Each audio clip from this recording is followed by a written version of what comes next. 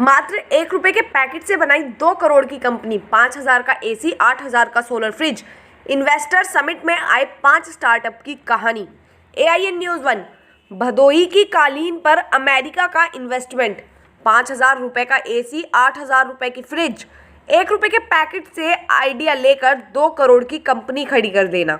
ये सब कुछ सुनने में आपको नामुमकिन लगता होगा ना, लेकिन ये सब कुछ हकीकत है। इम्पॉसिबल को पॉसिबल बनाने वाली ये कुछ कहानियां यूपी इन्वेस्टर्स समिट में आए उन सभी नौजवानों की हैं जिन्होंने अपना करियर ही दांव पर लगाकर नई कंपनी खोली और आज यूपी के वो चमकते सितारे बनने की दिशा में पूरी तरह अग्रसर हैं।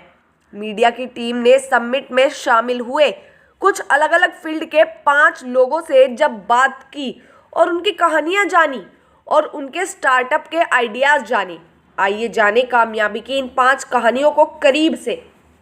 कहानी नंबर 1। जब क्रिकेट खेलते हुए अंगूठा टूटा तो बन गए कास्टिंग डायरेक्टर।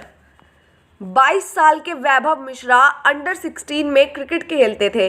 एक दिन कानपुर के ग्रीन पार्क स्टेडियम में प्रैक्टिस के वक्त उनके अंगूठे में काफ़ी चोट लग गई। अस्पताल गए तो डॉक्टर ने उन्हें क्रिकेट खेलने से बिल्कुल मना कर दिया। बोले कि अगर आपने दोबारा क्रिकेट खेला तो आपका ये अंगूठा काटना पड़ सकता है। वैभव का क्रिकेटर बनने का सपना पूरी तरह खत्म हो चुका था और वैभव काम की तलाश में ही मुंबई पहुंचे और वहां उन्हें कई ऐसे लड़के लड़कियां मिलते जो छोटे छोटे शहरों में अपना एक्टर बनने का सपना साकार करने के लिए मुंबई आए हैं, लेकिन इंडस्ट्री में उनकी कोई पहचान ना होने की वजह से उनको कोई भी काम नहीं मिलता। वैभव का खुद का सपना तो अधूरा ही रह गया, लेकिन इन एक्टर्स को एक प्लेटफॉर्म देने के लिए उन्होंने अपनी एक कास्टिंग कंपनी खोली। पिछले दिनों उन्होंने ससुराल सिमर का टीवी सीरियल के लिए कुछ कलाकारों को भी चुना।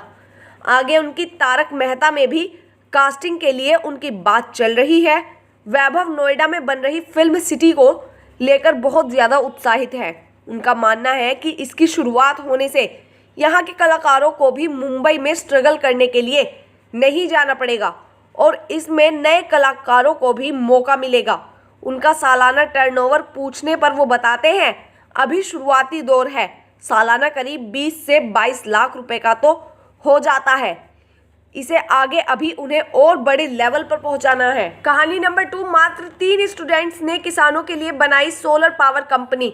इन्वेस्टमेंट समिट में कानपुर से बीटेक फाइनल ईयर के स्टूडेंट समरजीत अपनी बहन शीतल और दोस्त मनजीत सिंह के साथ ही आए हुए हैं और समरजीत ने 6 महीने पहले ही सोलर बेस गैजेट्स का एक स्टार्टअप शुरू किया है।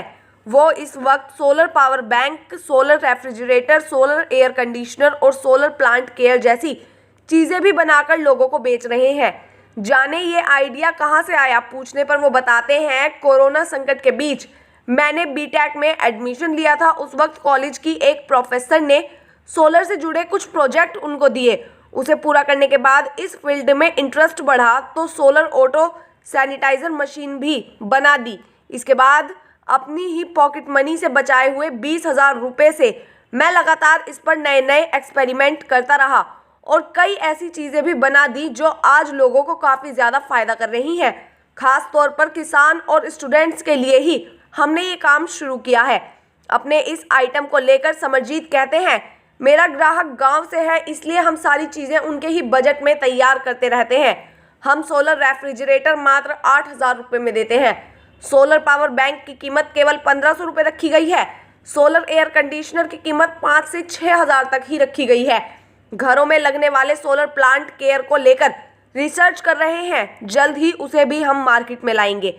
समरजीत केवल एक बार कॉलेज के कैंपस सिलेक्शन में बैठे, उन्हें 30,000 रुपये महीना का पैकेज भी मिला, लेकिन उन्होंने उसे मना कर दिया। समरजीत की बहन शीतल कहती हैं कि भाई बहुत मेहनत करते हैं और जो वो कर रहे हैं उसमें वो बहुत आगे तक जाएंगे। कहानी नंबर 3। जब अमेरिका छोड़ इंडिया में किया इन्वेस्ट, गांव के लोगों से ही मिला आइडिया। कैथरीन और आकाश वैसे तो अब पति पत्नी हैं और दोनों मिलकर भदोही के कारपेट में भी एक बड़ा निवेश करने जा रहे हैं। अमेरिका की कैथरीन अभी दूसरी बार ही भारत आई हैं। वो बताती हैं कि जब वो पिछले साल यहाँ पर आई थी तो देश में उसने काफ़ी घूमकर कई गांवों में अलग अलग लोगों से मुलाकात की और उन्होंने देखा कि किस तरह वहाँ के लोग अपने हाथों से ही प्रोडक्ट्स बनाते हैं, फिर उन्हें बेचने के लिए भी काफ़ी ज़्यादा मेहनत करते हैं। कैथरीन को इनके हाथ के बने सभी प्रोडक्ट्स इतने पसंद आए कि उन्होंने इसे देश विदेश तक पहुंचाने का अपना इरादा कर लिया। उनके पति आकाश एक भारतीय हैं, वो अमेरिका में ही नौकरी करते थे। कैथरीन ने उन्हें अपना ये आइडिया बताया, जिसके बाद आकाश वहां की अपनी नौकरी छोड़कर अपनी पत्नी के सपने को सच करने के लिए भारत आ गए। उन्होंने गाया मोरे नाम से अपनी एक कंपनी शुरू की। इस कंपनी में भदोई के बने कारपेट, जयपुर और आंध्र प्रदेश की हैंडमेड ज्वेलरी, दिल्ली के हाथ से बने जूते और महाराष्ट्र से वर्ली पेंटिंग्स को गांव के लोगों से डायरेक्ट लेकर उसे विदेश तक पहुंचाया।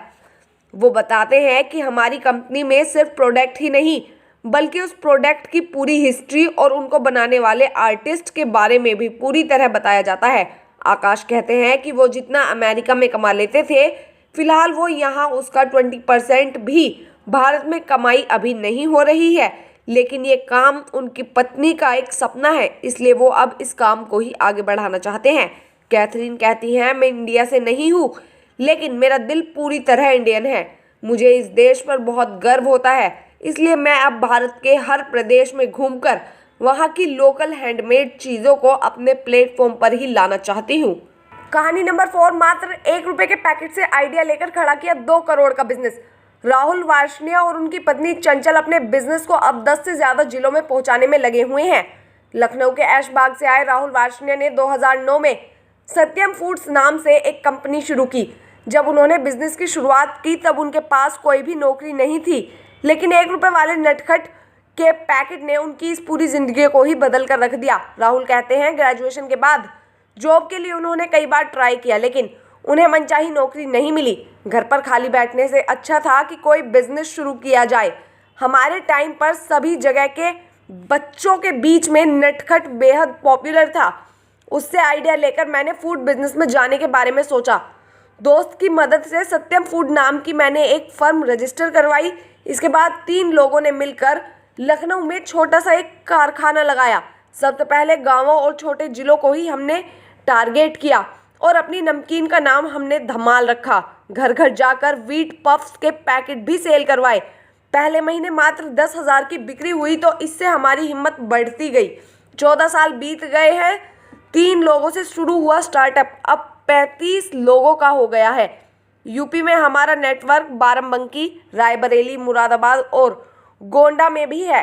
कंपनी का सालाना टर्नओवर करीब 2 करोड़ रुपए है। राहुल के मुताबिक यूपी इन्वेस्टर्स समिट जैसे प्लेटफॉर्म उसके जैसे छोटे उद्योगों के लिए बहुत ही ज़्यादा फायदेमंद है।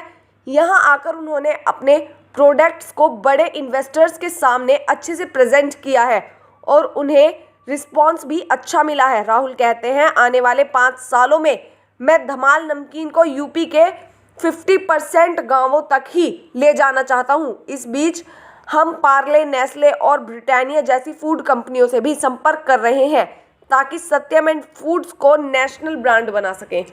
कहानी नंबर 5, खुद की शादी से पहले 60,000 की नौकरी छोड़ी, अब 4 करोड़ की कंपनी के मालिक। सगाई करने के बाद रविंद्र ने अपनी नौकरी छोड़ दी। पत्नी को भरोसा था कि वो बिजनेस में कुछ अच्छा कर ले जाएंगे। कानपुर के रविंद्र प्रताप सिंह MBA करने के बाद एक मल्टीनेशनल कंपनी में जॉब करने लगे थे। उन्होंने 6 साल नौकरी भी की। 60,000 रुपये महीना उनकी सैलरी थी। तभी उनके दिमाग में आया कि अपना कोई धंधा शुरू करते हैं। उन्होंने लॉजिस्टिक के फील्ड में निवेश किया। माँ वैष्णो ऑयल टैंकर नाम से एक बिजनेस शुरू किया। रविंद्र कहते हैं, इस धंधे में रिस्क बहुत है, लेकिन मुझे खुद पर भरोसा था, इसलिए मैं इसे करता चला गया।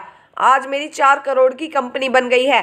रविंद्र ने एक अपनी रोचक कहानी भी बताई। उन्होंने कहा, जब मेरी सगाई हुई उसके 4 दिन बाद ही मैंने नौकरी छोड़ दी और मैंने अपने ससुर से कहा, अगर नौकरी देखकर ही शादी कर रहे हैं तो आप दोबारा सोच लीजिएगा। तब उन्होंने कहा था कि मुझे तुम पर पूरा भरोसा है। आज मुझे खुशी है कि मैं उनके भरोसे पर बिल्कुल खरा उतर पाया हूँ। रविंद्र के बगल में बैठी पत्नी भी बोलती हैं कि मैंने अपने पापा की तरह ही आप पर पूरा भरोसा किया था, इसीलिए आज ये सफल हो पाए हैं। अब बिजनेस में भी मैं इनकी साथी हूँ। आगे हम लोग साथ मिलकर अपनी कंपनी को कुल 10 करोड़ के टर्नओवर तक ले जाना चाहते हैं। हमने जिन लोगों से बात की वो सभी इन्वेस्टर्स मीट को लेकर हमारे साथ बेहद पॉजिटिव नज़र आए। उनका मानना है कि ऐसे प्रोग्राम बिजनेस में बिल्कुल नया और बेहतर करने के लिए ही मोटिवेट करते हैं।